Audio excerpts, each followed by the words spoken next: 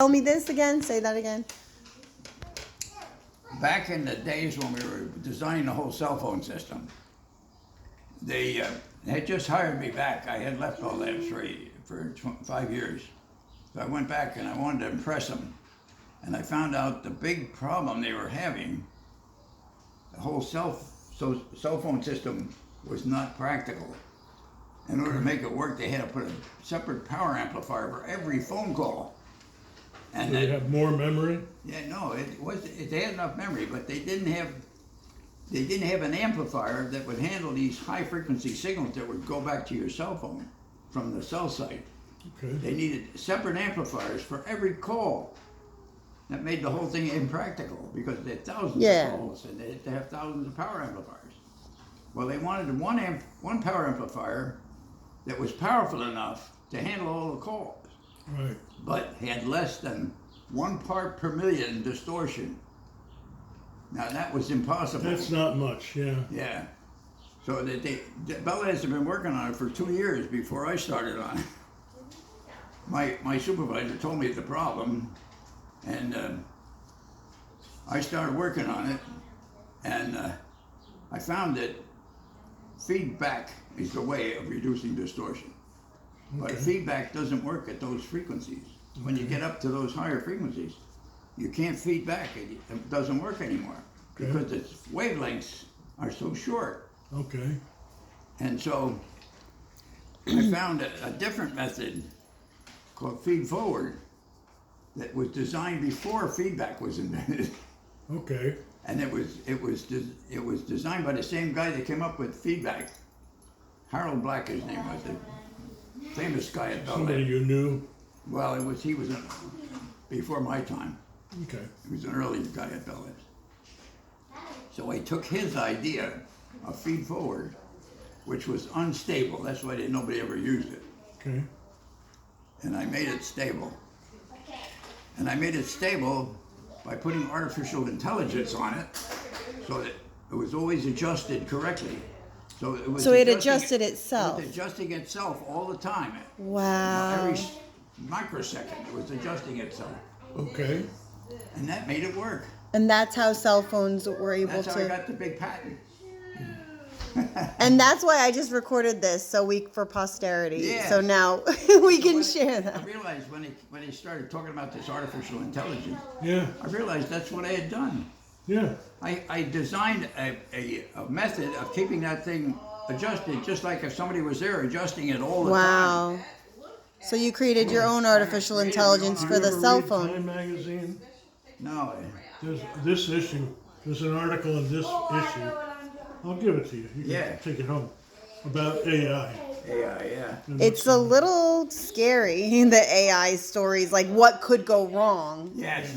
Have you ever seen The Matrix, the movie? What can go wrong, and has gone wrong with my circuit, for instance, something unusual happens, like the distortion goes beyond what normally can handle. Right. It'll stop working for a while, and then it'll come back. Yeah, it cuts out. And that does happen with cell phones. They Yeah. cut out That's what sometimes. happens. You drop the call and then it comes back. Yeah. But And that's, it turns out they could stand that. That doesn't not so bad. Doesn't kill anybody. yeah. But you're right. If you design a car that drives with artificial intelligence, right, it's keeping track of what it sees all They the time. do that, yeah. Controlling your car, keeping you from getting into accidents. Right. Suppose it makes a mistake. Right. It's not a small correction. Right. No. That you maybe end up on a telephone pole before Right. before it corrects. Well, yeah, and then the fear is that it becomes so intelligent that it tries to get rid of us and take No. over. That's like the Yeah, ultimate that's- ultimate sci-fi fear is that I it think could happen, is that the AI could be like, yeah, we don't need you humans anymore. Well, I don't think that'll happen. Hopefully not. In fact, when I was in college, I read a book called RUR, Rossman's Universal Robots. And the guy that invented those gave them too much intelligence, and the robots took over the world. That was The theory, yeah, like a sci-fi, yeah. sci-fi. That's a science Yeah. fiction. Well, there's a movie called The Matrix. Yes. Have you seen it? Oh, yeah. Yeah, but it's kind of I just read recently, I think it was in the New York Times or somewhere, that some of the leading AI developers are actually concerned that there need to be like very strict regulations around this work, because it could get carried away and it could become dangerous if it's not held in check. So I think it's always the designer, right? If the designer doesn't know what he's doing, we could get in trouble with But the thing if the wrong technology gets into the wrong. the circuits, no matter how fantastic they are, they can't make their own decisions. They need a designer to put that decision into them. So they're not really intelligent like you're intelligent. Yeah, I know, but how they do have. Like I never would have, I came up with it because I was intelligent enough to know what I needed to do to make it. Right. But the solid state, the transistors themselves are just switches. They're either on or off, and you tell them what to do. Yeah. Now those are the transistors that they use in your cell phone and everything. Those are just switches. When I was designing, we didn't design with digital stuff. It was all analog. So with one transistor, I could do the work of 20 or 30 switching transistors easily. And they stopped working with analog stuff because with analog, you can get more errors than you can with digital. I mean, it's either on or off. With analog, it may not be quite the right voltage, Yeah. So it's a safer method of designing, Okay. but it's much more transistor using. But I designed transistor circuits that would do multiplication and division and all of those